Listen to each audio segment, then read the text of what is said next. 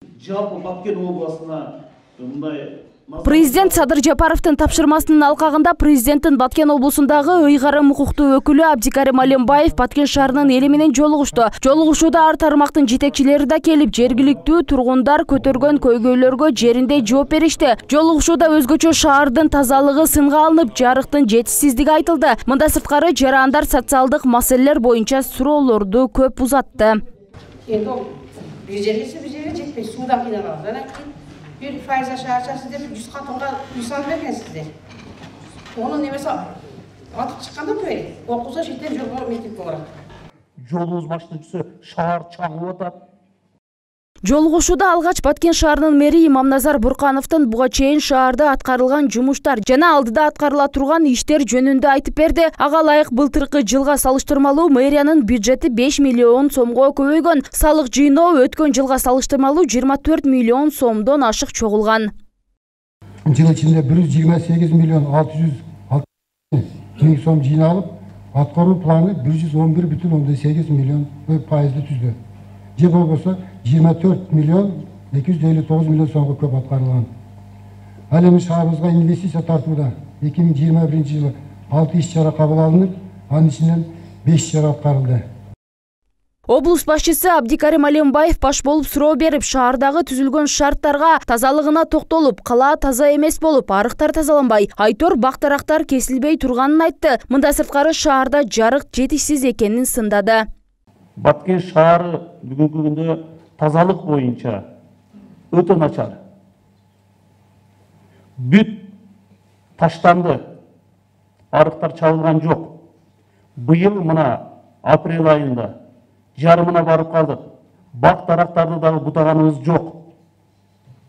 Эч кандай жумуштар өткөн жок. Мэрия тараптан бир сезгене турган бир жумуштарды алып барганыбыздар жок. Мына караңыздар, көчөнү чаң биринчи жолу мына эң негизги жолдорго бүгүн суу чачылды. Акталган жок. Жолугушууга келген шаар тургундары социалдык маселелерге көп токтолушту. Анда турак жай, жер, суу маселелери жөнүндө суроо берилди. Айрым тургундарды облус башчысы Алимбаев жеке кабыл ала тургандыгын айтты. Машина уруп кетеби дейбиз, анан ошо десатка берип койсок балдарыбызды.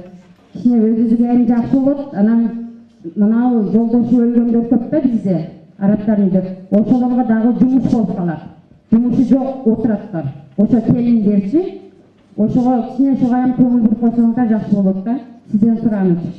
Айза шаарчасындагы жашоочулар дагы билет, кичине жумуштар калган эле, баягы балдар ойноо жаактарында. Ошону куруп, мына кече 2 күн болду бүтүрөбүз дешкен.